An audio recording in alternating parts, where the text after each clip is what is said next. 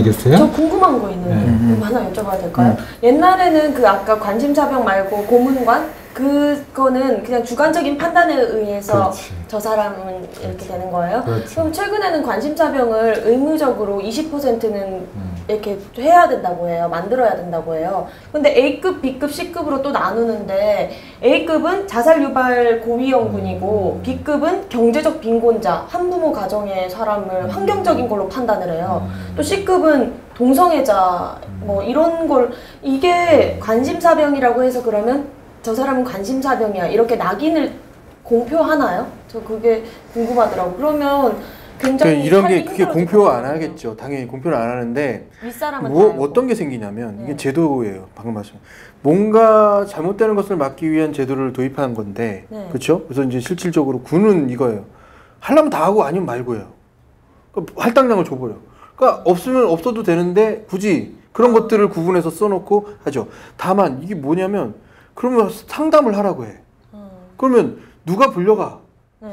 저기 장교한테 불려가서 왜 뭐 하고 왔냐? 안 물어볼 수도 없잖아. 뭐 이런 거 묻던데요? 그렇게 전파되는 경우도 있어요. 근데 이게 별로 심각한 상황이 아니면 야, 그 신경 쓰지 마. 고참이 아주 좀 뭔가 인성이 있고 그런 거 좀 근데 고참이 뭔가 삐뚤어지고 너 그래? 이렇게 될 수도 있다라는 거지. 그러니까 물론 구더기 무서워서 장 못 담그는 경우도 될 수 있어요. 이거는 좋은 시스템을 만들기 위해서 도입한 건데 거기서 부작용이 있기 때문에 그것을 하지 말자. 이것도 말이 안 되지만 문제가 있는 것 같아요. 그러니까 좀 획일화된 군대의 문화가 계속 별도의 문제를 계속 만들긴 만들어. 그렇죠. 이거는 이제 우리가 군대 문화가 어떻게 보면은 지금 이런 개인 간의 충돌 아니면은 그 왕따 문제, 집단이 어떤 개인을 괴롭히는 문제, 피해가 발생했을 때 어떤 대응하는 그런 대응 역량, 그 다음에 문제 사병을 어떻게 지정하고 어떻게 관리하고 보호할 것이냐 하는 구체적인 그 방법들, 이런 것들이 낙후되어 있어요, 지금. 네. 왜 낙후되어 있냐? 이런 거죠. 예를 들어서 국가가 어떤 정신병적인 치료를 요하는 사람들한테 무료로 해주겠다 했을 때 그 방법이 되게 중요한 거예요. 그러면은 주민 여러분께 알려드립니다. 방을 붙여. 몇 월 며칠 몇 시부터 몇 시까지 무슨 정신과 병원에서는 국가에서 무료로 정신치료 무료 상담을 한다고 하니 주민 여러분께서 많이 상담하시기 바랍니다라고 보내면은 거기 가는 순간 정신병자처럼 동네 사람들한테 소문이 날 텐데 가겠느냐 이거지. 그런 것들을 이 공식 조직이 잘 주워 담아야 되는데 개인의 프라이버시나 어떤 부작용에 대해서 고민을 안 한 문제가 있는 거예요. 심지어 학교에서도 양호 선생님께서 어떤 그런 친구들이 있으면 정말 최대한 점심시간이나 이렇게 애들이 눈치채지 못하게 가서 상담을 하곤 하는데 군대에선 그런 게 전혀 이루어지지 않고 제가 보기에는 이렇게 됐을 거예요. 만약에 중대장이 새로 왔어. 전입을 왔는데 뭐 이렇게 있겠죠. 문제사병 뭐 A, B, C, D 뭐 이게 있고 뭐 이렇게 A, B, C 누구 있겠지. 그러면은 그런 거 아니겠어요? 야 이거 얘들 중에서 혹시 사고 나면 이거 내가 또 승진도 안 되고 힘들 거 아닌가 하니까 관심을 갖겠죠.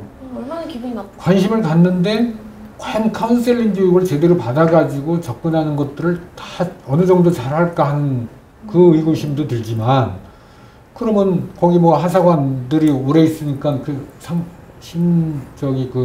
사병들에 대해서는 우리 그 부사관들이 잘 알 거 아닙니까? 오래 근무하신 분들이니까. 그러면 그 얘기를 또 듣겠죠? 그 주관도 개입될 가능성도 있고 또 하나는 뭐 고참이 누구를 갖다 했을 때 야 거기 관심사병인데 너 그러면 안 된다라고 만약에 발설을 한다 그러면은 내가 얘를 힘들게 하지만 나에게 문제 생겼을 때는 얘는 관심사병이고 문제사병이야. 그러니까 내가 이렇게 가해를 해도 빠져나갈 구멍은 있는 거야. 이게. 그렇죠. 이런 것들, 이런 것들을 정말 이제는 한 사람 한 사람의 그 개인적인 인격이나 인권을 우리가 소중하게 하지 않으면은 전투력이 엄청난 손상을 가져오는 일들이 계속 벌어지거든요. 그런 문제, 그래서 아까 모병제 얘기하다가 우리가 다시 뒤쪽으로 왔는데, 저는 근본적으로는 모병제를 찬성하는데 이제 현실적으로 어렵다는 분들이 많이 계셔가지고 그러나 결국은 모병제 쪽으로 가긴 가야 될 것 같다는 생각을 해요. 왜? 그 아들 하나 있는데 군대 보내려고 하는 부모들이 얼마나 될까요? 지금 제가 영상 준비하긴 했는데 그랬어요? 한번 보고 볼까요? 갈까요? 네. 그죠. 5주간의 기초 군사훈련을 마친 장병들이 육군 훈련소에서 가족들과 만납니다. 정성껏 준비한 음식을 차려놓고 모처럼 가족의 정을 나누지만 부모의 마음은 밝지만은 않습니다. 윤일병 구타 사망 사건 등 아들 또래의 군인들이 잇따라 안타까운 희생을 당하는 게 남의 일 같지가 않기 때문입니다. 그 부모가 이렇게 지금 우리처럼 교육 수료할 때만 보고 한 번도 못 보고 죽어버렸잖아요. 아주 너무 가슴이 아파서 막 많이 울었거든요. 부모들은 자식들이 군 생활을 잘하고 있는지 알 수 있도록 정기적인 점검과 만남의 자리를 마련해 줄 것을 원했습니다. 인성교육을 시켜야 될 것 같아요. 인간교육. 따뜻하게 보듬어야 할 그런 동지들을 이렇게 구타하고 그런다는 게 말이 안 되잖아요. 조직적인 은폐를 일삼는 군대를 믿을 수 없다며 암호를 만들어 아들이 제대로 있는지 확인하겠다는 부모도 있습니다. 한 귀퉁이에다가 빨간 볼펜으로다가 뭐 이렇게 체크를 한다든가 아니면은 아예 편지를 어떻게 뭐 접는다든가 아니면 이렇게 표식을 나고 솔직히 얘기하기 싫습니다. 아들하고 둘이 그런 암호를 정하고 갈 겁니다. 새정치민주연합 박영선 국민공감혁신위원장은 어머니의 심정으로 훈련소를 찾았다며 재발 방지 대책을 마련하겠다고 밝혔습니다. 부모님들 마음은 뭐라고 제가 말씀드릴 수 없겠습니다. 그러니까 그 군 운영을 군대를 어떻게 경영할 것인가를 생각해 본다면은 군인으로서 해야 할 일. 아까 미군 얘기하셨잖아요. 저도 전방에서 근무를 하면서 미군들하고 합동훈련도 하고 다 해봤는데 미군들 훈련하는 강도는 확실히 달랐어요. 철저하게 온 몸이 정말 땀에 아주 이게 젖도록 훈련을 하고 사적인 것들은 또 사적인 대로 또 이렇게 자유가 있죠. 정리가 되는데 우리는 훈련을 하고 돌아오면은 내후반 들어오기가 겁나는 문화였어요. 그 당시. 그렇죠. 네. 그래서 훈련 외에는 사실 그래서 뭐 군인들 기상 시간을 아마 이렇게 1시간 늦춘다고 이렇게 했는데 전 좋은 생각이라고 봐요. 우리가 지금 전시 상황이 아니기 때문에 군인들이 뭔가를 해야 돼요, 사실.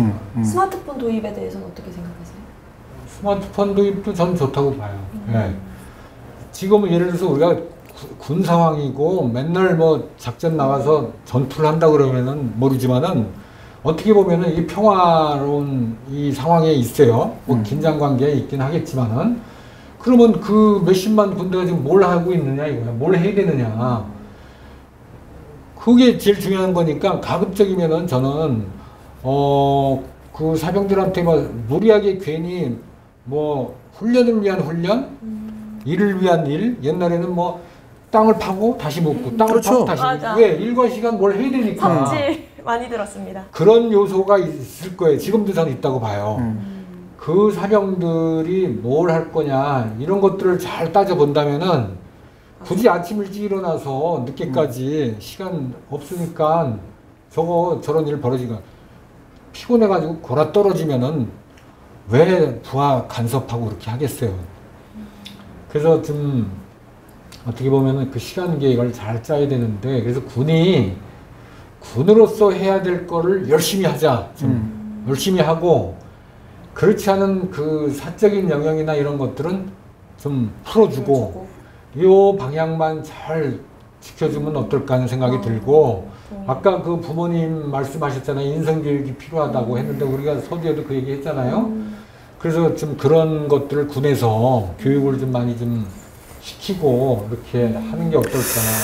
근데 참 이게 이제 이런 반론을 제기하는 사람도 꽤 많을 거예요. 근데 특히 군에 있는 지휘관들이나 이런 사람들은 뭐라고 생각할 수 있냐면, 그러니까 어차피 돌아갈 곳을 정하고 온 사람들이니까 여기서 뭔가를 자꾸 시키면 싫어하는 거죠. 싫어할 뿐더러 훈련의 어떤 내용을 얘기해도 잘 이제 집중도가 떨어지고 이렇게 되니까 이제 자기 나름대로의 방책이라고 생각하고 그런 것 같아요. 대한민국 군에서 제일 특이한 현상 중에 하나가 뭐냐면 병장이라는 거예요. 병장은 일종의 계급 안에서 보면 병장 다음에 하사 미치거든요. 근데 하사가 병장을 못 건드려. 왜? 이 사람은 제대가 얼마 안 남았기 때문에. 그죠? 제대가 얼마 남지 않은 병장은 아무도 터치를 안 해요. 뭐냐면 이 사람은 다시 돌아갈 사람으로서 이제 처음 들어올 때 그 고생한 것들을 보상해 준다는 얘기도 생각할 수도 있지만, 또 하나는 야, 쟤 시켜봐야 뭐하냐 이렇게 되는데, 또 하나는 그동안의 계급으로서 차 있는 게 있어요. 그죠? 그러니까 푸른 거탑 이런 것들이 대변해요 사실. 그 안에 병장의 모습이 어때? 깔깔이 있고 앉아서 신소리 찍찍하고 뭐 이상한 일 시키고, 그러니까 이런 것들이 있어요. 근데 계급 안에서 계급으로 존재하는데 군대 내에서는 군인도 아니야 어떻게 보면. 어느 정도 일정 기간은 그걸 또 대우를 해줘요. 그러니까 군이 아닌 군을 만들어 놓고 이런 이상한 사조직 같은 것들이 생기는 거잖아요. 근데 또 하나는 뭐냐면 그거를 보장해 줄 수밖에 없어요 지휘관으로서는. 왜? 그것까지 빡세게 시키면 이제 거의 폭동 나겠지. 막 이런 거. 그 문화를 바꾸기 쉽지 않은 거예요. 그렇죠. 그래서 그게 징병제가 가지고 있는 어떤 문제 현상일 수 있어요. 왜냐면은 내가 내 청춘을 무료로 바쳐가지고 여기 와서 이렇게 의무복무를 하고 있는데 그런 생각이 깔려 있고, 또 하나는 군대 계급이라는 게 지금 봐요. 의무복무를 하는 사병은 뭐 2년 몇 개월 왔다가 가. 네. 그죠? 요즘은 더 짧아요. 자, 장교들, ROTC 장교들 뭐 또 2년인가요, 지금? 네, 2년 좀 더 될 것 같습니다. 네, 이따가 또 가. 그죠? 자, 솔직히 말해서 군대를 운영하는데 모든 조직원들이 같은 패턴에서 같이 움직여야 이게 집단이 움직이는 것이지, 여기 왔다 가는 손님들이 더 많아. 대부분이. 그죠? 그러니까는 이게 강력한 통제가 안 되는 거죠. 저희가 일반의 직장에서는 선택권이 있어요. 내가 여기서 열심히 하는데 페이가 안 맞고 하면 그만둬. 그러니까 어떻게 보면은 자기 의지와 충성도가 있는 사람들이 모이게 돼 있어요. 그 훈련을 할 수밖에 없는 거고. 이건 맞지 않는 애들이 오는 거야. 또 갈수록 자원이 모자라기 때문에 군인으로서 도저히 해야 될 일도 많아져요. 군인으로서 하기에는 부적합한 아이들이 자꾸 섞여서 들어오는 거예요. 옛날에 자원이 많을 때는 걸러내면 됐지 물론. 근데 지금은 안 그렇단 말이에요. 그렇다면은 사실 그 경영학에 어떤 문제가 있냐면, 어떤 얘기가 있냐면요. 경영학으로? 그 훌륭한 사원을 뽑으려고 우리가 난리를 치잖아요. 네. 어느 조직이든지. 네. 훌륭한 사원을 뽑으려고 하는데 훌륭한 사원한테는 월급을 더 줘도 훌륭하지 않은 사원보다 몇 배의 효과가 있어요. 왜? 일은 몇 사람이 한다는 얘기가 있을 정도로. 한 명이. 자, 문제 사병이나 문제 사원이나 문제 주민이나 국민이나 문제 정치인이나 문제 공무원이나 다 마찬가지입니다. 그 사람이 하나 있으면은 뭐가 있습니까? 성과가 떨어져. 교육을 시켜야 돼, 이건 또. 그럼 교육비 들어가죠? 문제 일으키면 감사해야지, 조사해야지, 보고서 써야지, 뭐 징계위원회 해야지, 그 비용 들어가죠? 그렇죠. 예. 또 주변에 그 과하면 과, 뭐 부문 부, 분위기 다 해치니까 조직 전체 어떤 효율이 떨어지니까 또 그 비용 들어가죠. 그죠? 그렇죠. 이 비용이 말도 못하게 들어가는 거예요, 지금. 그래서 좋은 인력을 뽑는 게 낫지, 가격이 싸고 품질이 나쁜 물건을 사다가 재놓고 하면은 나중에 그 처리 비용, 보관 비용, 뭐 이게 막 들어가잖아요. 요번에 세월호 사건 때 그 조명탄을 쐈는데, 뭐 조명탄의 몇 프로가 불량률이라고 그랬더라. 제가 적어왔는데, 1837발 중에서 715발이 6.6% 11억 원어치가 불발탄이었대요. 그거 보세요. 이게 그러면은 그거를 근데 90%가 20년 이상 보관했다는 거예요.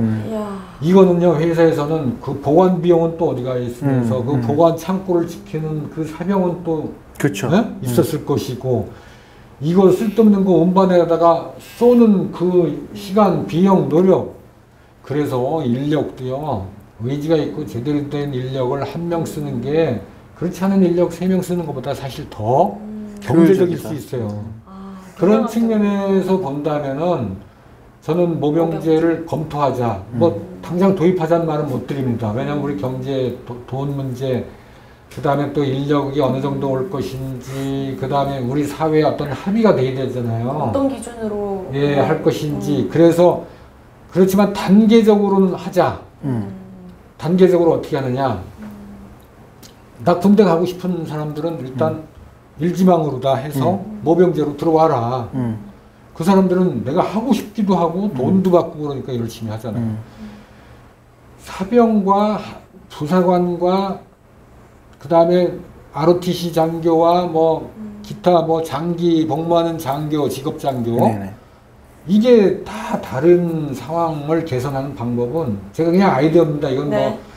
뭐 답도 아니고 제가 그렇지만은 사병도 직업으로 들어와서 아주 약간 약한 직업으로 들어와서 내가 군생활 해보니까 재밌어, 조직생활도 재밌어, 그리고 보람도 있어, 나를 지키고 또 이거 계급장을 다는데 시간이 지나니까 이 계급장도 더 높은 계급장으로 바뀌어. 굉장히 많은 남성들이 거기에 매력을 느끼거든요, 사실은. 맞아. 사실 소방대 근무하신 분, 경찰 근무하는 분들 다 위험해요. 다 위험하고 많이 소방하시는 분들 많이 불에 타서 죽고 사고로 죽고 하지만은 그거 하지 않습니까? 사명감과 가족을 부양하는 그 책임감과 이걸 가지고 하잖아요. 네. 어떻게 보면 요새 군대보다도 소방하시는 분들이 더 위험하신 그렇죠. 분들이 많아요. 너무나 많은 분들이 돌아가시고 그래도 사람 구하려고 불길 속으로 들어가지 않습니까? 그래서 자기 본업이 바쁘고 힘들다고 해서 기피하지 않습니다. 그런 측면에서 본다면은 사병도 직업화시키는 작업을 해야 된다 하고 나서 자기가 거기서 어느 정도 되면은 부사관, 장교, 그래서 그거 하면은 연금도 타고 이런 직업군으로 다 저는 육성할 필요가 있다. 네, 기자인 제가 잘 몰라서 죄송한데 사병이 직업군인으로 이어질 수는 없나요? 자신의 의지한다고 해서? 흔히 말뚝 박는다고 그러죠. 그러면 뭐가 되냐면 사병이 부사관이 되는 거예요. 하사가 되는 거죠. 그렇죠. 근데 이게 이제 직업군은 항상 이제 그 하사부터 되는데 이런 것도 있어요. 그러니까 그런 비율이 이게 굉장히 군대가 이렇게 뭔가 좀 아구가 잘 안 맞는다 그럴까? 뭐 이런 것들이 많은 게 뭐냐면 누군가는 지원을 해서 하사관으로 와. 근데 군대 온 지 한 6개월밖에 안 됐어. 근데 병장이야.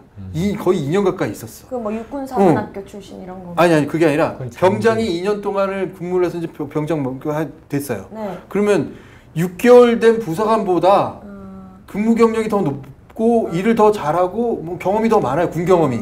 근데 부사관이 지휘를 하는 거야.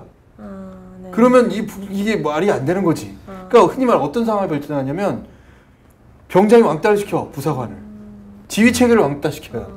그것이 잘못된, 그러면 전 세계적으로 이 계급제를 운영하기 때문에 뭐 그분들 군에서 나름대로 많이 고민하고 연구해서 만든 계급제니까 그걸 부정하기는 참 어려울 것 같다는 생각은 들지만 정말 그런 문제도 있고 또 하나는 부사관들 10년, 20년, 5년 근무하신 분들인데 어느 날 대학 ROTC 교육받고 소위가 딱 분간을 해요. 그쵸. 그럼 그 밑으로 들어와야 되는 거거든. 이게 지휘 체계가. 네. 그러니까 이것도 사실은 이제 왜 그렇게 운영하는 건지 난 그건 잘 모르겠어요. 그거는 근저에 뭐가 깔려있냐. 어떻게 보면은 학력이 군대를 또 지배하는 그런 또 시스템이 있는 것 아니냐 하는 생각이 들어요. 조금 느껴요. 네. 저는 뭐냐면 그거는 이제 저는 이렇게 봤거든요. 미군 시스템을 자꾸 따라가는 거라서 그런데 미국 쪽에는 그 장교가 되는 과정과 그다음에 그 사병이 되는 과정이 다르고요. 그리고 장교가 되는 과정에 일종의 계급주의 중에 귀족주의가 좀 남아 있는 거지. 그 웨스트 포인트나 같은 이런 그건 사관학교를 나와야 되고. 그러니까 그 교육받는 자체가 틀리고, 뭐 장교는 무슨 권위 많이 갖고, 똑같은 현상이 벌어져요. 근데 어떻게 이게 마감이 되냐면 장교가 흔히 말해서 장교만큼의 대우를 받는 사병들이 있어. 그러니까 말하자면 장교들이 최고는 뭐 포스타 이렇게 되잖아요. 근데 이 사병 가운데도 별이 있어요. 그래요? 사병 지휘체계에서 별이 있어. 물론 그게 지휘체계 안에서는 아무리 그래도 장교 밑이야. 하지만 명예를 주는 거지. 사병 가운데 명예를 줘. 그래서 계급이 우리는 하사 이렇게 해서 끝나잖아요. 네. 원사 뭐 이렇게 해서 한참 올라가. 그래서 거의 뭐 별 같은 사병 중에서도 그거를 그 스텝을 받을 수 있게. 이제 보직. 그래서 군대는 네. 군대는 계급이 아니라 보직이다라는 얘기도 있어요. 그러니까 어떤 게 그러니까, 있냐면요. 저희는 이제 그 원사, 그러니까 끝이잖아요. 원사 이후에도 또 있어. 계급이. 또? 네, 사병 가운데도. 뭐 무슨 소리인지. 그리고 원사 정도 되면 어떤 거에 되냐면 이런 거예요. 이제. 원사 정도 되면 말하자면은 일을 갖다가 어떤 일을 하냐면 그러니까 그러니까 말하자면 보직이 달라지죠. 말하자면 일반 사병을 관리하는 게 아니라 일병 사병들의 권익을 대변하는 일로 바뀌어요. 그러니까 이런 체제가 생기는 거지. 그러니까 좀 어렵긴 한데 뭐 무슨 나름대로 저희가 얘기해 싶은 건 뭐냐면 군대 내에 보안 장치들이 자꾸 생긴다라는 거예요. 근데 그게 어떻게 개념이 잡혀 있냐면 스스로가 스스로를 방어할 수 있는 방법으로 생기고 스스로가 스스로의 어떤 아이템을 생기는 거죠. 지금 우리 군대는 뭐가 문제냐면 이런 일이 생기면 이렇게 해. 저 육군참모총장부터 쭉 그래. 이런 방안으로 해. 그러면 쭉 내려가 버리는 거야. 근데 그게 밑에서는 안 맞아. 그래도 가는 거야. 원래 이래 이렇게 그냥. 그래서 이제 그런 것들도 한번 근본적인 고민을 저는 해야 될 것 같아요. 왜냐하면 모든 제도나 법은 시대 상황에 맞게 바뀌게끔 돼 있는 거니까 필요하다면 군대 계급제도서부터 시작해서 군대 편제서부터 시작해서 모든 것들을 재검토해야 될 거 아니냐. 그런 노력을 끊임없이 해야지 국방개혁하면은 뭐 군수물자만 현대화시키고 뭐 첨단 장비를 도입하고 뭐 이런 것도 물론 중요하지만은 이 군 문화 개선하는 거 이게 이제 그렇잖아요. 이 회사도 그렇고 가정도 그렇고 이게 뭐 안정되고 뭐 이렇게 좀 단합도 되고 뭐 해야 이게 뭐 성과가 나오는 거지. 뭐 정말 좋은 뭐 일이 있어도 여기서 막 내부적으로 이렇게 혼란스러우면은 이건 아무것도 안 되는 게 없으니까 이걸 또 국민들이 그렇잖아도 요새 경제도 그렇고 국민들이 잘 안 되고 이런 분들도 많고 또 각자의 일 바쁘신 국민들이 세월호 터져가지고 몇 달을 스트레스 받았는데 이제 또 그것까지 이렇게 신경을 써야 되느냐 또 이거는 국민에 대한 도리가 저는 아니라고 보고요. 각자 좀 맡은 책임을 열심히 하고 특히 군이 자꾸 이렇게 흔들리는 모습 보이는 거는 전 좀 바꿔야 될 것 같아요. 그래서 아까 얘기하신 것 중에 좀 자유를 줘야 한다는 부분 사실 시대가 변했잖아요. 그러다 보니까 20대 청년들 좀 자유를 좋아하거든요. 그런 측면에서 솔직히 스마트폰이라던가 자유시간을 어떻게 자기가 관리할 수 있는 그런 방안이 좀 현실성이 있지 않나 그렇죠. 생각해 봅니다. 저는 조금 죄송한데 제가 좀 그거는 좀 안 될 것 같은 생각이 왜 드냐면요. 저는 지금 제가 말씀드린 가운데는 굉장히 미군을 옹호하는 것처럼 막 이렇게 말씀드렸잖아요. 그러니까 근본적으로 모병제가 아닌 이상은 안 되겠다라는 생각을 먼저 드는 게 뭐냐면 저는 편한 군대 뭐 있었잖아요. 그래서 뭐라는 말 하시겠지만 그 편한 군대에서도 탈영이 생겨요.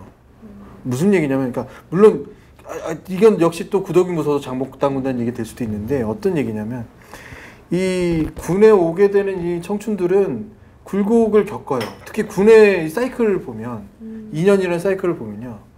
한 일병 들어가서부터 아까 이렇게 휴가 나가고 이럴 때 얘기지만 여자친구도 있고 정말 사랑하는 사람도 있고 막 이렇게 되니까 정말 좋아하는 사람이 그 군대에 간다고 막 울어주고 나름대로 뿌듯함도 느끼고 와요.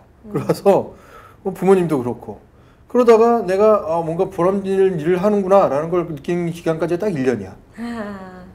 내가 계급도 이제 하나 더 달았어요. 막 그러면 이제 막 앞으로 한참 더 남았지만 이제 1년 정도 지나고 나면 상황이 반전되기 시작해요. 그러면 여자친구가 슬슬 전화를 안 받아. 뭐 이런 것들. 편지에도 답장이 없어. 그럼 사람이 정말 이제 막 그런 상황이 생기는 거죠. 그러면 그때 되면은 옛날에 편한 이 군대에서도 그게 관심사병이 되는 거예요, 그 사람이. 근데 그렇다고 해서 기간을 줄여야 그럼 어떻게 하냐면 참 무식한 거지. 걔를 막 괴롭혀. 누굴? 그러니까 여자친구가 지금 말하자면 헤어지기 직전이야. 얘가 지금 막 이렇게 돼 있어.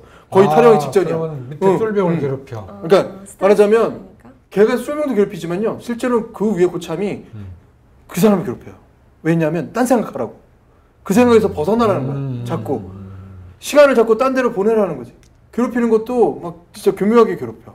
그러니까 막 저 화가 나도록 하죠. 근데 그게 시스템적으로 어느 정도 맞아떨어질 때도 있지만 정을 엇나가면 에잇 하고 탈영해버리는 경우도 물론 있어요. 근데 그런 어떤 좀 비논리적인 것들이 막 생겨요. 그러다가 이제 아니 말씀 아까 말한 병장 정도 되면 무슨 고민이 앞서냐면 내가 2년 동안을 군에서 살았는데 어느 정도 적응된 것 같아. 계급도 있어서 나름대로 이제 늘릴 것도 느렸고 내가 뭔가 지휘도 막 했었고 자부심이나 이런 것도 있는데 막상 이걸 다 던지고 나가야 되는 거예요. 또 기득권이라는 게 생겨 있는 거예요. 군대에서. 그 기득권이 바뀌어요. 다시 나가게 되면 잘할 수 있을 거라는 자신감과 잘할 수 없을 거라는 불안감, 요즘 취업도 어렵다는데 말뚝 박을까? 뭐 이런 것에 대한 심각한 고민들 심각하게 생기는 거예요. 그러니까 그걸 또 잊기 위해서 나름대로 또 괴롭혀. 시간이 많으면 생기는 일들일 수 있어요. 그러니까 그게 지휘관들의 논리야. 시간 많으면 사고 터지니 빡빡 굴리자. 근데 이게 참 비논리잖아요. 그 비논리적인 상황을 계속 막아온 거야. 땜질해 온 거야, 우리 군대가. 이 사이클대로. 그러니까 또 그렇죠. 이제 학교 갔다 와서 이제 딱 군대 갔다 와서 이제 말년 제대할 때쯤 되면 학교에는 아는 사람이 아무도 없어. 대학 예비역이라고 하면 이제 알까 효민 씨가 저 선배님하고 이제 놀지 말아야지. 뭐 이렇게 되는 거야. 뭐 이런 문화들이 너무 많아요. 군대와 연관된 것들이. 근데 비논리고 비상식이고 또 하나는 불합리하고 비인간적이고. 그러니까 군대 안에서 여기 역으로 얘기하면 제대할 때쯤 되면 동지애라는 게 생기고 동기애라는 게 생기고 뭐 이런 게 생겨요. 애틋한 게 생겨. 근데 군대 제대하고 나면 누구 한 번이나 연락하나요? 가끔 진짜 한 번 연락하면 너무 반갑지. 그 고생을 같이 한 사람을 만나니. 근데 이게 다들 안 한다더라. 안 해요. 신기해. 안 하게 돼요. 정말. 사는 게 아프다는 핑계긴 하지만 정말 안 하게 돼. 군대에서 가질 수 있는 긍정적인 거 다 내팽친구요. 부정적인 것만 남아있는 사회야, 우리가. 우연히 만나면은 기분은 좋은데 또 연락은 안 한대. 또 역으로 그 기업 되짚고 싶지 않아. 솔직히 말하면. 되게 말 의미는 있는데 자유를 안 줘봤잖아요. 그러니까 그거는 진정한 자유가 아니었잖아요. 그 고민을 스마트폰을 하면서 그래도 여자친구랑 계속 연락을 하고 좀 그러면은 조금 낫지 않을까? 잘 모르겠네요. 제가. 그렇죠. 물론 이거는 제가 이제 구덩이 묻어서 당 못 담그는 경우를 얘기해요. 아니 그러니까 이게 지금 전반적으로 볼 때는 군 병역 문화가 많이 개선됐기 때문에 의외로 제대하는 자녀들에 대해서 자랑스러워하고 또 마중 제대했다 제 친구들도 여기 이렇게 소식을 많이 올리는데 보면은 요새 보면은 다 군대 가는 거 군대 제대하는 걸 많이 올리는데 군대 가기 위해서 딱 머리 깎고 부모들하고 사진 찍으면 엄마 아버지가 섭섭하긴 하지만 자랑스럽더라고. 다 올려요. 그리고 뭐 축하 메시지가 엄청나게 올려. 우리 아들 뭐 명문대학 갔다고는 안 올려. 그건 축하한다는 얘기도 또 안 해 사람들이. 군대 간다고 그러면 군대 간다고 그러면 뭐 자랑스럽다 축하한다 잘 내 자식 보내는 것 같다. 어떻게 보면 또 관심과 그 애정을 많이 받아요. 맞아요. 왜? 그건 국가를 위한 일이기 때문에 자기를 희생하고. 그러니까 그거를 어떤 개개인에 맞춰가지고 이걸 얘기하기는 어렵지만은 지금 그 많은 그 사병들이 매년 군대에 입대하면서 어떻게 보면은 다 잘 지내고 잘 제대하고 나와요. 그렇죠. 네. 맞아. 그래서 이런 사고를 우리가 막긴 막아야 되겠지만은 군 자체를 전부 막 부정의 이런 문제투성이의 집단으로다가 이렇게 막 뒤흔들어 놓는 이런 거는 정말 누굴 위해서도 바람직하지 않은데 문제는 개개인의 인격이나 인권이 예전과 달리 너무너무 중요시 되고 있어요. 지금. 그죠? 너무 중요시 돼서 옛날에는 학교 다닐 때도 이렇게 때려도 맞고 그랬어요. 맞고 지나가고. 그렇죠. 뭐 선배가 때려도 맞았어요. 그렇죠. 저희 군대 생활할 때도 새벽 2시에 잠을 깨워가지고 동산에 올라가서 모기들 뜯게 하고 이렇게 엎드려 뻗쳐 해가지고 한 20대 맞아야 잠이 오고 그랬어요. 왜? 또 때릴 시간이 됐는데 안 때리는 거야. 불안한 거야 이게. 그치 군대에서 그런 거 있어. 빨리 맞아야 잠이 오는데 잠자다가 벌떡 일어날 것 같은 거. 2시에 맞고 빨리 잠을 자야 그 다음에 이제 이제 맞았으니까 이제 푹 자야 되는데 2시 20분이 됐는데 안 때리는 거야. 잠이 계속 안 오는 거지. 근데 고참이 술 먹고 골아 떨어져 가지고 그날 안 깨운 거야. 그러면 이 맞아야 될 쫄병들은 다 못 자고 밤을 꼬박 새우고 야 내가 어제 못 때린 10대 오늘 더 보태가지고 때려야 되겠다. 그래가지고 더 그게 결국 빠지지가 않아. 그렇지만은 그때는 뉴스 나올 얘기네요. 지금은 큰일 나지만은 그때는 그렇게 맞았어. 그래서 저는 나이 드신 분들한테 정말 그 말씀을 드리고 싶어요. 우리 때는 그랬다는 얘기를 절대 하면 안 된다. 지금은 달라. 우리 때가 아니라 지금은 아이들 때다. 그러면 아이들 때에 맞는 군대 환경을 만들어줘야 되기 때문에 요새 애들은 너무 약해. 뭐 군대에서 뭘 좀 저기 하면 툭 하면 뭐 죽고 자살하고 뭐 투수하고 이건 애들이 문제가 있어. 저는 그렇지 않습니다. 애들한테 문제 없어요. 군대 간 애들이 문제 있어서 데려간 거 아니야. 국가에서 데려갈 때는 다 쓸모 있어서 데려간 거고. 그러니까 절대 아이들한테 문제의 책임을 떠넘기면 안 되고 거기에다가 그 아이들은 다 피해자예요. 그래서 우리가 정의로운 사회는 피해자한테 책임을 떠넘기고 구실을 붙이고 네가 부주의했지 않냐, 네가 피했어야 되는 거 아니냐, 이거는 논리적으로도 맞지 않기 때문에 첫째 이 사고를 바라보는 군대 시각이 첫째는 전체로 매도하지 말자 군대를. 또 하나는 피해자를 갖다가 피해자한테 어떤 탓을 한다든지 뭐 이걸 그냥 일부 사례로 또 넘어가서도 안 된다. 이 두 가지는 정말 중요하다고. 정의로운 사회는 피해자한테 어떤 뭐 처벌을 용납하지 않는다라는 거에 너무 원인을 묻지 않는 거지. 네가 잘못했기 때문에 이렇게 얘기하면 안 되죠. 감명 깊습니다. 사실 군대 얘기를 하면은 군대에서 많은 재밌는 일들이 있어요, 사실. 그렇죠, 맞아요. 많은 것들이 있어요. 이 남자들끼리 모여서 그 흔히 말하는 못된 짓도 해보면서 들을 수 있는 얘기도. 근데 한번 가봐야 돼. 근데 사실은 이 얘기들을 정말 안 하게 되는 순간이에요, 지금. 그게 중요하지 않은 순간이 돼버렸죠. 또 하나는 이 군대에서 이런 거죠. 동지의 인간에 대한 아주 깊은 애정? 이거 얼마든지 생겨요, 정말로. 그러니까 어떤 게 있냐면 나를 너무 미워하는 고참이야. 정말 막 맨날 혼내고 맨날 어떻게 해요. 근데 내가 막 펄펄 끓는 열에서 누워있어. 그러면 내가 이제 보초호수잖아요. 뭐 불필먼 쓰고 올 때 정말 그런 사람들이 있어요. 그렇게 혼낸 사람이 야, 쟤 재워라. 내가 갈게. 한 번 더 나가는 고참이 있어. 휴머니즘인데? 그게 뭔지 몰라. 근데 그게 이제 또 하나는 얘기를 하자면 그게 책임감이잖아요. 내가 저 사람을 책임지고 있다는 책임감. 근데 생겨요. 아무리 인성이 약한 사람도 책임감이 생기고 또 뭐랄까 이 어떤 불합리한 상황에 대한 내성이 생기고 뭐 이런 것들이 있어요. 그런 고참이 있어요. 신나게 괴롭혀. 병 주고 약 주는. 맞아. 신나게 괴롭혀가지고 어느 날 내가 아파가지고 내 의반에서 열이 끙끙 앓고 막 땀을 흘리면서 누워있는데 탁 오더니 약 하나 던져주고? 약간 많이 아프구나. 그리고 탁 나가면은 얘는 그 당시에는 지푸라기도 잡고 싶고 어머니 생각도 나고 아들 생각도 나지만 환경은 그렇지 않아. 그럴 때는 나쁘다. 그 사람이 고마운 거야. 고맙지. 저런 사람은 나쁜 사람이 아니었구나. 근데 난 그게 잘못됐다 이거야. 물론 연애를 할 때 나쁜 남자가 그 밀당의 그 방법인데요. 똑같은 얘기인데 진짜 똑같은 방법인데 그것 또한요. 좀 이성적으로 생각해 보자고요. 그러니까 그 상황이 내가 어떤 상황에 처했을 때 그 사람을 나쁘다고 실험을 하면 계속 감정만 쌓이는 거야. 뭔가 이쁜 짓을 해야 되는 거지. 내 마음부터 바뀌어야 되는 거야, 사실. 근데 그 마음 바꾸는 계기를 만들어주는 사람도 있다라는 거야. 그런 사람들은 그게 이제 스톡홀름 신드롬이라는 거예요. 스톡홀름 신드롬이 이제 범죄자가 인지를 잡아놓고 그래놓고는 잘 해주는 거야. 너무 춥지 않아요?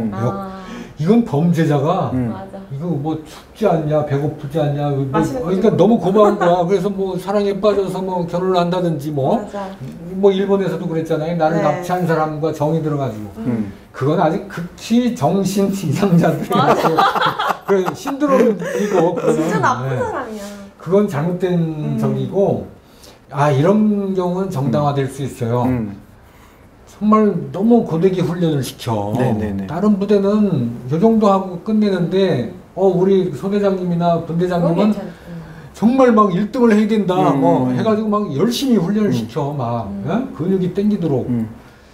그래 놓고는 또 잘해줘, 사적인 거는. 힘들었지. 1등만 하면은, 1등만 하면, 이렇게. 그러면은, 그런 거는 저는, 그래서 정당하고 합법적인 걸 가지고 힘들게 하는 거는 그래도 용서받을 수 있다. 신상필벌. 그렇죠. 근데 이게 사적인 걸 가지고 아까 그 말년병장처럼, 이거 뭐, 내가 뭐 애인도 제대하기 전에 뭐 그만뒀어. 이게 취직할 걱정하니까 뭐 앞날이 캄캄해. 뭐 대학 다시 복귀할 생각하니까 뭐 학비도 없고, 뭐 가면은 또 뭐, 그때 같이 있던 뭐 애들도 다 없어지고 지금 뭐 휴학하고 뭐 고민이 많지. 근데 그걸 갖다가 개인 뭐 사회적인 걸 갖다가 엄한데 이렇게 풀잖아요. 그러니까 이게 범죄가 되는 거니까 그거는 자기 수련, 도를 닦는 수밖에 없어. 그래서 군대는 어떻게 보면 자기를 성숙시키고 도를 닦을 수 있는 좋은 기회이기도 해요. 맞아. 진짜 사나이 보면은 정말 좋으신 분들도 많던데. 그렇죠. 좋은 그 군대 지휘부도 많고. 그쵸? TV 앞에선 다 좋게 보이는 거지. 아니죠. 근데 하나만 더요. 네. 하나만 더. 저 윤병장인가요? 아니, 윤일병 사건인가? 저기 윤일병 사건의 가장 제가 추정해보는 스토리가 하나 있어요. 뭐냐면 음모론인가요? 그러니까 인물은 아니야. 네. 근데 이병장이죠. 네. 이병장이 관심사병이었어요. 그리고 이 부대로 전입을 왔어. 그렇죠? 네. 전입을 와서 환경이 변했어. 네. 변해서 그 이전의 얘기들이 자기도 거의 말하자면 집단 따돌림 내지는 괴롭힘을 당했다라는 거 아니에요? 자기가 받은 게 있고, 그죠? 일종의 이제 피해자이기도 해. 근데 환경이 변했고 또 관심사병을 대하는 분위기가 달라. 이건 잘 모르니까. 임병장 얘기하시는 거예요? 그러니까 이병장 여기 저기 가해자로 돼 있는. 가해자. 그래서 부사관과 지휘부가 넌 이제 그 관심사에서 벗어나서 네가 이제 개척해라. 긍정적으로 살아라. 어떤 힘을 불어넣었다고 생각해요. 근데 뭘 얘기했냐면 네가 애들을 관리를 잘해라가 될 수 있는 거예요. 자기가 배운 방법은 이 방법이야. 당했던 방법도 이거야. 그게 효율적인지 아닌지 모르겠어. 그것만 알고 있어요. 근데 칭찬을 받아. 그죠? 지휘부로부터. 흔히 말하는 바로 윤일병 위에 있는 일병. 너 어떻게 쟤를 이렇게 변화시켰냐. 애가 자세가 좋아졌다. 라는 것에 대한 감회가 받았어요. 감흥을 받았어. 그러니 신병이 들어오자마자부터 해버리는 거야. 제가 추정하는 거예요. 이건 사실인지 아닌지 몰라요. 그래서 옛날 속담에 그 머슴을 당한 사람이 머슴을 부린다는 게 있어요. 그래서 이런 보상 심리가 있지. 내가 그 고참한테 당하고 그걸 못 버텨가지고 이쪽으로 왔어. 근데 나는 이러지 말아야지라고 생각은 해요. 하지만 자기 부하가 자기 인내심의 범위를 벗어나게 행동을 하면은 내가 너 때문에 내가 그런 수모를 당하고 이렇게 당했어도 나는 그렇게 안 해주려고 이렇게까지 참고 노력을 했는데 네가 나를 건드려? 해가지고 더 가혹하게 하는 경우 있어요. 그러니까 이게 벗어나 버리는 거예요. 이성의 범위를. 그건 어떻게 컨트롤 해야 되나? 근데 이게 말씀하신 건 이건 병리학적 병이죠. 정신병이죠. 병이죠. 그러니까 병이기 때문에 이제 그런 것들을 풀 수 있는 구멍을 만들어야 될 것 같아요. 그래서 저는 그거예요. 관심사병 이거 지정할 필요 없어요. 맞아. 끊임없이 관심을 가지고 그 지휘관들이 그렇잖아요. 정말 그 중대장님, 대대장님, 연대장님 이런 분들 정말 사병들한테 얼마나 관심을 가지고 한 달 동안 본인들이 하는 말 중에서 사병을 격려하고 위로하고 사병한테 관심 보이는 말을 몇 마디나 할까? 그냥 회의석상에서 하는 말 말고 그런 생각을 한다면은 지휘관들이 예를 들어서 예하 부대를 방문할 때 뭐 어디 뭐 연병장에서 뭐 크게 뭐 사열을 하고 뭐 저는 그거 하지 마십시오. 또 하나는 어디 회의장 강당에서 업무 보고 딱 받고 사병들한테 그런 일이 있어서는 안 된다고 지시하지 마십시오. 만약에 자기가 예하 부대를 간다면은 예하 부대에 내무병 가서 1등병, 2등병 손을 잡고 그죠? 1등병, 2등병 손을 잡고 문제가 있으면 얘기하고 이런 건 내가 강력히 처벌할 거라고 반복적으로 방문할 때마다 그렇게 그걸 먼저 하면은 저는 저렇게 안 돼요. 예. 근데 위에만 바라보고 그냥 훈시나하고 뭐 훈시하면은 그게 1등병, 2등병까지 누가 전달을 누가 합니까? 그 전달 안 할 거라고. 이게 물이라는 게 가다 보면 다 마르고 새고 거기까지 가겠냐 이거지.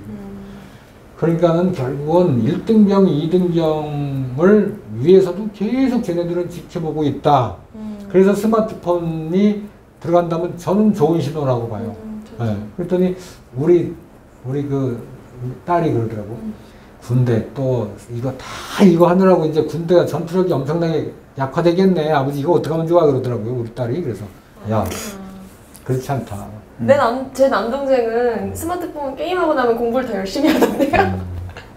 그럼 이제 정해진 시간 동안에 네, 할수 있으면서. 휴식 시간이나 이럴 때는 자유롭게 스마트폰을 좀 하고 그러면 뭐 군대 뭐 문제점을 다 사진 찍어서 보내고 뭐 이렇게 할 거 아니냐. 맞아. 그러니까 잘하라는 얘기지. 지금 시대에 맞는 방안 같아요. 그렇죠. 투명하게. 저는 거기에 이제- 대해서는 반대. 그 물론 우리가 이제 이런 거죠.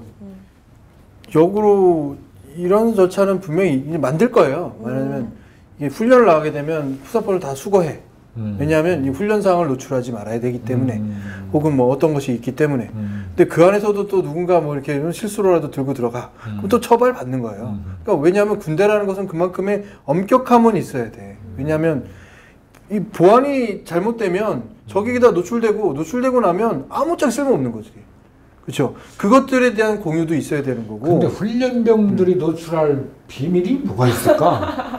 사실은 오늘 그게 보여주었다. 참 군대에서 참 그거 아이러니 하잖아요. 저는 이게 왜 비밀이 되지? 뭐가 하고 싶은 것도 많이 아니 있는데. 그리고 1등병, 2등병, 신병들한테 뭔 비밀이 가지도 않아요. 그러니까 그 심지어는요. 저희가 지금 이제 방송이지만 방송에서 카메라 들고 쫓아 들어가도 그 진짜 사나이도 마찬가지일 걸. 저희 안 된 곳에서 촬영할 수 있어. 절대 아무데나 못 가. 그러니까 그건 군대의 기밀이니까 뭐 그런 심한 스마트폰에 대한 보안을 마련하면 되는 것 같고요. 저는 이제 마무리하는 순간 같은데 이 부분을 좀 보고 싶어요. 엊그제 아마 오늘쯤이면 그럴 거라는데 명량이라는 영화가요. 정말 단시간 내에 1000만의 관객을 동원하고 있대요. 네. 오늘쯤이면 1000만 명이 될 거라는데 저도 그 영화를 잘 봤는데, 만들었어요? 네. 저도 그 영화를 봤는데 물론 이제 제가 스포일을 좀 해야 될 것 같아서 좀 드리는 건데 안 보셔야 보셨어요? 돼요. 보셨으면 좋겠어요. 난뭐 이렇게 다 보는 영화는 들으면 내가 더 많이 그렇죠. 알더라고. 그렇게 하던 사람들이 많아서 안 봐도 영상이 보여요.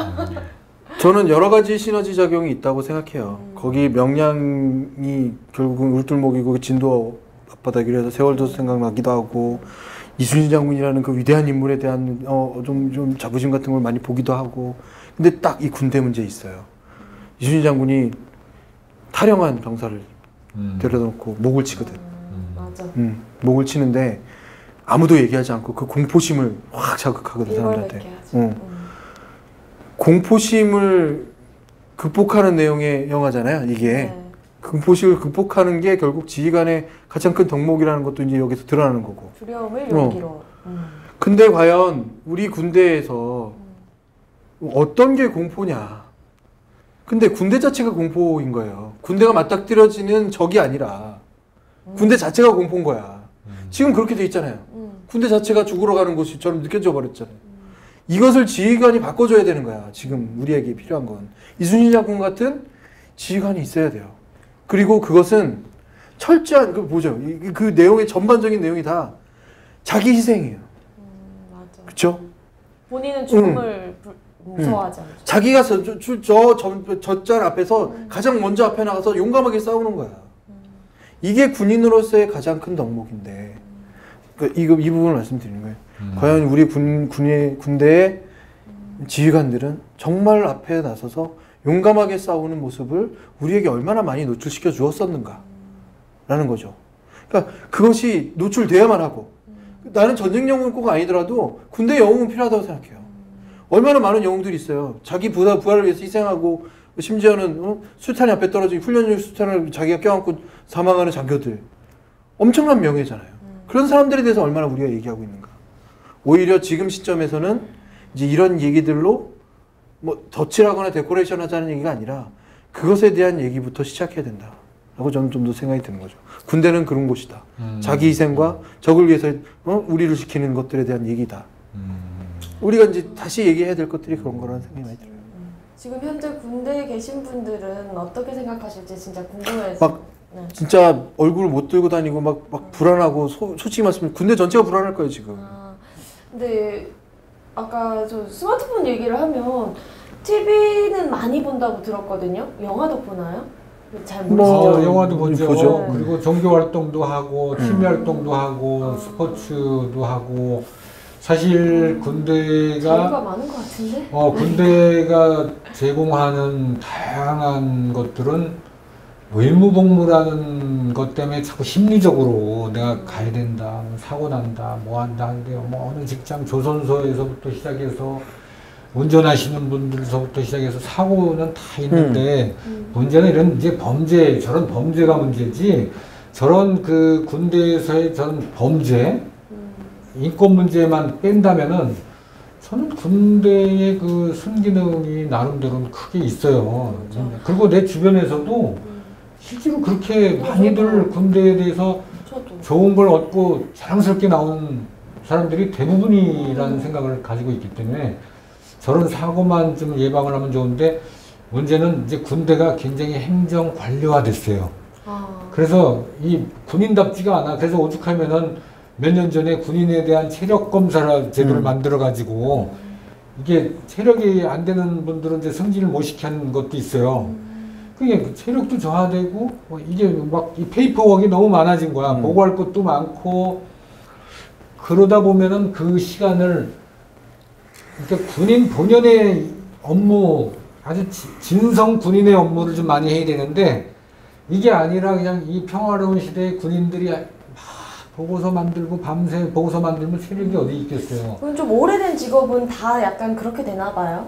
그런 게 있죠. 근데 그런 경향이 좀 이제 강해지고 있다. 또 제가 하고 싶은 얘기는 임병장 같은 경우에 체포되었을 때 자기는 왜 총을 쐈냐고 물었을 때 자기는 자기를 괴롭혔던 인생의 모든 사람들을 향해서 쐈다고 얘기를 했거든요. 그러니까 군대에서만 왕따를 당한 게 아니라 이분이 고등학교 때도 왕따를 당했대요. 그런 트라우마가 있는 거예요. 나를 괴롭힌다. 막 나는 항상 어딜 가나 욕을 듣는다. 이런 그러니까 왕따 문화 자체가 사실 우리 사회 곳곳에서 벌어지고 있고 그걸로 인해서 여중생들도 집단 구타를 하고 근데 다만 군대라는 사회는 총이 있고 수류탄이 있고 이런 게 문제라고 생각해요. 그러니까 왕따를 시키는 그런 문화 자체가 근절이 돼야 이런 군대 사회에 그렇죠. 왕따 문화가 있기도 하지만은 그 왕따 문화도 있지만 방관적인 문화도 이거 굉장히 큰 몫을 차지하고 있어요.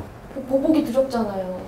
나만 아니면 돼라는 그런 심리가 그 집단 심리죠. 그리고 그게 아까 말씀하신 저 물소대틀처럼 서로 그러니까 너무 우리가 각박해진 것 같긴 해요. 심리적으로. 맞아. 물질적이 아니라 심리적으로 내가 아닌 나를 다른 사람을 생각할 수 없을 정도로 내 생존에 대한 강박관념을 좀 심하게 갖고 있는 느낌이죠. 저게 군에서 저런 왕따를 당하고 힘들어도 누군가가 힘들지 한마디 나도 힘들어 조금만 참자 나도 탈영하고 싶고 나도 죽고 싶은 적이 있었지만은 야 나랑 똑같은 너를 발견했구나 야 너하고 나하고 힘을 합쳐가지고 좀만 참자 이런 사람이 있다면은 저는 문제 해결 저렇게까지 안 돼요. 틀림없어요. 그리고요 누구를 괴롭히는 사람도요 누군가가 나의 예를 들어서 병장이 제 혼자겠냐고.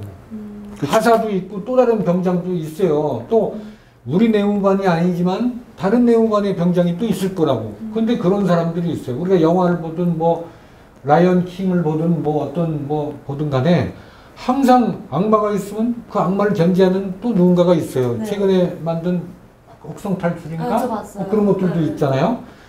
그 역할이 없어. 부재한 그런 역할이. 흔히 말하는 브레이크 장치. 그렇죠. 그치?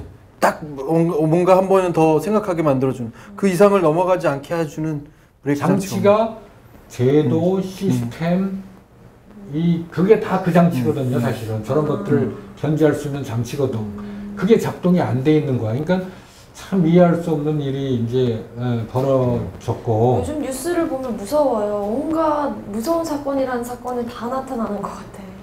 그렇죠. 우리가 다음 주에 언론 다룰 때 한번 그걸 그렇죠. 좀 얘기합시다.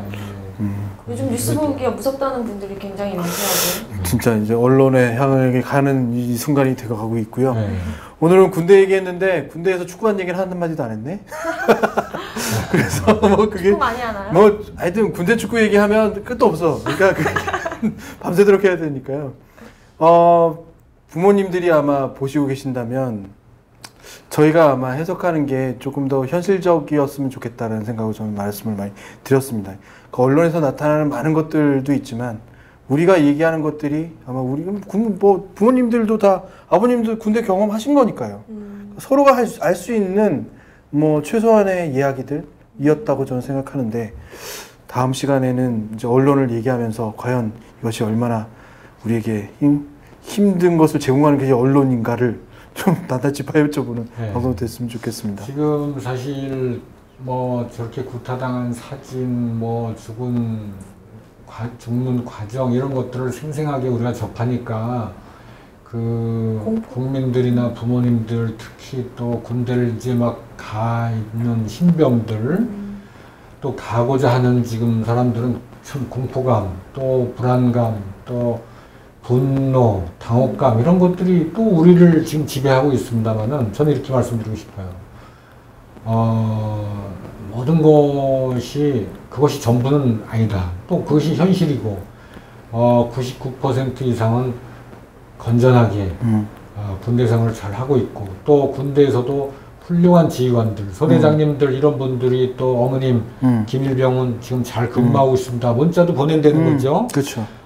제가 또 얼마 전에 멋있지. 제가 근무했던 그 군대를 30 몇 년 만에 제가 갔다 왔는데 정말 내무반도 좋고 시설 이런 거 하나하나가 좋고 지휘관들도 인품도 좋은 분들을 제가 만났어요. 사관장도 만났는데 우리 애들 뭐 사기도 좋고 아주 잘 되고 있고 다음에 뭐 군부대 대항 뭐 하는데 우리가 뭐 1등을 뭐 이번에 목표로 하고 있고 그래서 열심히 연습하고 있다 이런 얘기도 하고 그래서 30 몇 년 만에 저희 동료들이 거기 갔다 오면서 야 군대 많이 좋아졌고 정말 이제는 아이들을 맡겨도 되겠다라는 얘기까지 했는데 이런 사고가 벌어졌습니다. 또 하나는 단기간에 군을 선보겠다. 군이 문제가 있으니까 이걸 갖다 이번 기회에 어떻게 하겠다. 저는 그건 굉장히 위험한 사고다. 우리 사회가 그런 식으로 접근을 해서 군의 전투력이나 군의 사기나 또 군 조직 문화를 단기간에 뿌리 뽑고 바꾸겠다는 잘못된 것에 기초해가지고 우리가 어떤 액션을 하면은 그 후유증은 반드시 더 커질 수밖에 없으니까 군 스스로가 체질을 개선해서 이런 문화를 바꿀 수 있도록 기회를 주고 또 격려를 하는 것도 사실 굉장히 전 중요하다고 이렇게 생각합니다. 네. 역시 군대는 뺑이 치는 곳이니까요. 그 뺑이 치고 있는 많은 군인들을 위해서 박수 치고 끝낼까요? 네, 그래서 저기 뺑이 치는 게 뭔가요? 일단 힘들게 일하는 거. 우리가 그러면 이제 또 이렇게 억울하게 또 힘들어하는 애들도 있는데 그건 용기를 내라고 박수를 치는 거고 또 돌아가신 분들한테 나 또 이 희생자 가족들한테는 우리가 사실 굉장히 죄송하지만은 그 상처를 빨리 치유하시고 또 더 다른 아이들이 이번 일로 인해서 군도 발전하고 더 다른 희생자가 없도록 한다는 측면에서 부모님들이 용기도 내고 또 우리 자식에 대해서 좀 위로를 좀 더 해줘야 될 것 같다는 생각이 듭니다. 아, 박수의 의미가 큰데. 네, 무거운 여러 박수를 가지를 치는 거죠. 묶어서 우리 군이 발전되기를 바라는 의미에서 박수를 치도록 하겠습니다. 자, 하나, 둘, 셋. 이제 잘 맞는다. 맞네. 이제 맞는다. 근데 이거 참 박수 치고 욕 먹는 거 아닌가? 아, 근데 저희가 막 이렇게 친 거 아니고 의미 있는 세 박자 박수였으니까요. 이해해 주실 거라고 충분히 생각하고요. 다음 시간에 언론과 관련된 얘기하면서 뵙겠습니다. 감사합니다. 감사합니다. 감사합니다. 금방 지나가네.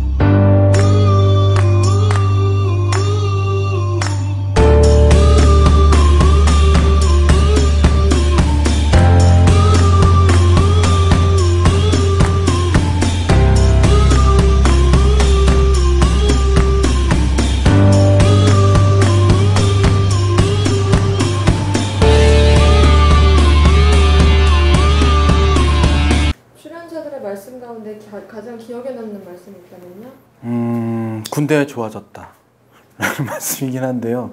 이게 우스갯소리가 아니었으면 좋겠다라는 생각이 가장 들고요. 그리고 실제로 오늘 얘기를 하면서 답답함이 해소되거나 혹은 뭔가 증폭되거나 하지 않은 것 같아요. 그냥 그 수준의 제 감정은 그대로 있는 것 같은데, 가장 뭐랄까요, 이 군대 하면 생각나는 많은 것들이 우리 사회에서 참 정말 많은 사람들이 군대 얘기를 하고 있음에도 불구하고 말하지 않았구나라는 생각도 갑자기 드네요. 마지막에 박사님께서 정리해 주신 부분 중에 또 단기적으로 우리가 접근하지 말자, 늘 항상 이런 답변을 해주시는데, 네, 그렇게 차근차근히 그 내부에서 좀 고쳐나갈 수 있게끔 우리도 기다려주고 하는 게 필요할 것 같아요. 다 기억에 남아서 특별히 이렇게 들어오는 게 없는 것 같은데, 하여튼 그 의외로 그 군대 문제에 대해서는 엇갈리는 시각들이 존재한다는 걸 알았고, 또 해법도 어떻게 보면 손에 금방 잡힐 것 같으면서도 또 어려운 부분이 있고, 그게 오늘 이제 출연자들 토론을 통해서 그런 모습을 제가 봤기 때문에 어느 한마디가 이렇게 귀에 들어오고 그러진 않은 것 같아요. 네, 마지막으로 시청자분들께 한 말씀 해주세요. 오늘 저희가 박사님께서도 박수를 항상 저희가 치면서 끝내긴 하는데, 이 박수에 대해서 상당히 부담을 가지면서 칠 수밖에 없는 박수인 것 같아요. 근데 여러분께서 생각해 주셔야 될 것은 그 안에서도 항상 동전의 앞뒷면처럼 어떤 게 벌어지면 누군가의 피해자는 꼭 있다. 그리고 누군가는 이득을 보기도 하겠지만 그건 잘 눈에 보이지 않는 것 같고요. 누군가는 계속 이 어떤 상황이건 피해를 보고 있다. 그렇다면 그 연결고리 사슬에 대한 것들을 우리 스스로 꺼내보려고 하는 어떤 노력들이 굉장히 필요할 것 같은데, 그런 논의들을 하는 사람들에 대해서도 여러분들께서 관심도 가져주시고 또 생각도 보태주셨으면 좋겠다는 생각합니다. 군대 얘기는 정말 어려운 것 같아요. 예, 특히 제가 뭐 아들이 있지도 않고 하지, 그리고 군대 가는 친구는 제가 고무신 거꾸로 신을까봐 겁나서 안 만났거든요. 그래서 군대 문제에 크게 관심을 가져본 적이 없었는데, 지금 이런 사건들이 막 터지니까 그동안 왜 안 가졌었나, 참 저를 다시 돌아보게 됩니다. 잘한 거야. 관심사병을 한 명 줄였잖아. 애국했네요. 네. 네, 마지막으로 시청자분들께 한 말씀 해주세요. 군대는 개인이 극복해야 될 그러한 그 공간이 있고, 또 군대가 극복해야 될 그런 공간이 있습니다. 어떤 것이 더 중요하고 덜 중요한 것은 아닙니다. 일은 개인한테 벌어지는 것이고, 이 벌어지는 상황은 군대라는 시스템에서 벌어지기 때문에 개인이 조심해야 된다, 군대가 그렇게 하면 안 된다, 이 답이 아닌 것 같습니다. 저는 중요한 관점은 우리 젊은이들이 국가를 위해서 모든 걸 유보시키고 의무적으로 간다. 그렇기 때문에 국가가 그 아이들이 무사히 귀환해야 된다, 가정으로. 그 책임을 져야 되기 때문에 이런 문제가 있는 것이지, 그렇지 않다면은 이렇게까지 우리 사회가 요동치지는 않을 것 같습니다. 모든 위정자들이나 국민들이나 젊은 이들이 군대를 웃으면서 가고 웃으면서 무사히 돌아오기를 바라는 마음에서 시스템을 개선해야 되지 않느냐 이렇게 생각합니다.